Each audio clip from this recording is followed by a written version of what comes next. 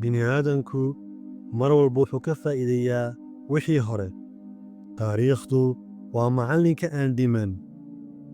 Markaan eegno taariikhda, waxaan ka helnaa run ahaantii casharo aan ka baranno waxa saxda ah iyo wixii khaldamay. Qur'aanka Kariimku, Allah wuxuu noo sheegay in qisooyinkii ummadihii hore si aan uga soo dhex baxno, u ogaanno waxa saxda ah iyo wixii khaldamay iyo khaladaadkoodii xadaaradihii naga horreeyey. Haddaba, taariikhdu maaha run ahaantii qiso yar, laakiin waa run ahaantii waa meelaha laga helo run ahaantii aqoonta, xikmadda iyo run ahaantii hagidda noloshaada maanta.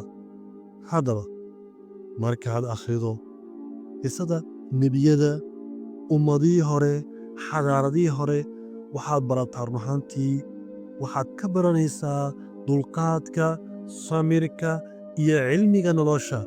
Haddaba, taariikhdu ood barato waa cashar run ahaantii qoto dheer. Noloshaa run ahaantii ayuu ka dhigayaa mid xikmad leh.